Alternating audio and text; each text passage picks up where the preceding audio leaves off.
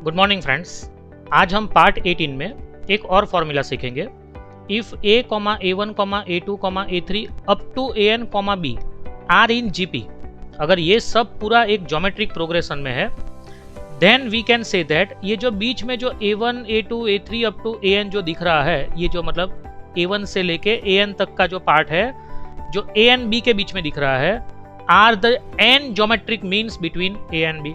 उसको a and b के बीच में n ज्योमेट्रिक मीन्स कहते हैं। ठीक है, तो मतलब ये हो गया कि ये जो a1 है वो a के बाद आ रहा है, ठीक है, a2 है वो a1 के बाद आ रहा है, a3 a2 के बाद आ रहा है, ऐसे करते करते b जो है वो an के बाद आ रहा है। तो ये कॉन्सेप्ट को, ये लॉजिक को हमें समझना है और एक इंपॉर्टेंट फॉर्मूला प्रूव करनी है।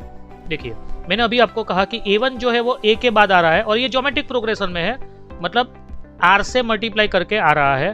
तो a1 इक्वल टू मैं लिख सकता हूं a इंटू आर। ठीक है, अब a2 की बारी है, तो a2 को मुझे लिखना है तो दूसरी बार एक r आएगा। ठीक है, तो a इंटू लिखना है तो r इंटू आर लिखना पड़ेगा, मतलब a2 इक्वल टू बनेगा a इंटू आर स्क्वायर। ऐसे करते जाएंगे तो अगर मैं a3 के बारे में सपोज यहाँ पे सोचता हूँ तो a3 इक्वल टू लिखना है तो वो मैं लिख पाऊंगा a इंटू आर क्यूब। कैसे? क्योंकि तीसरा r आएगा यहाँ पे। तो समझने की बात यह है कि अगर मेरे पास a1 है तो r रेस टू 1 है, a into r raise to 1, a2 है तो a इंटू आर स्क्वायर है, a3 है तो a इंटू आर क्यूब है, तो an है तो वो हो जाएगा a into r raise to n। सही है ना, कि 3 है तो क्यूब दिख रहा है, 2 है तो स्क्वायर दिख रहा है, 1 है तो रेस टू 1 है, तो n है तो रेस टू n होगा। अब b जो है वो an के बाद r जितना मल्टीप्लीकेशन में है, तो b इक्वल टू मैं लिख सकता हूं an into r, an into r. अब an की वैल्यू क्या है? तो an की वैल्यू है a into r raise to n। ठीक है, और इंटू एक r भी है।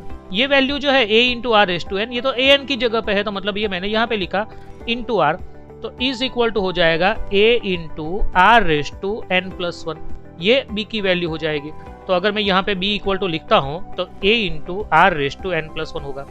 तो मैं अपॉन में a करता हूँ, तो therefore b upon a is equal to only r raise to n plus 1, मतलब वही r raise to n plus 1 is equal to b upon a लिख सकता हूँ।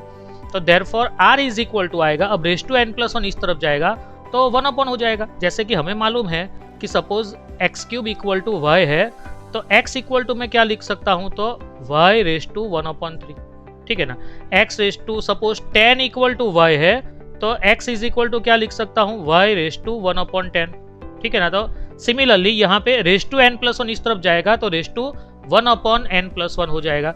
ये एक इंपॉर्टेंट फॉर्मूला है और इसके बेस पे हम बीच में जो मतलब जो ज्योमेट्रिक मीन्स निकालने होते हैं तो वो इसी के बेस पे हम निकाल सकते हैं। तो नेक्स्ट पार्ट में हम लोग इसके बेस पे थोड़े सम्स करेंगे। Thank you.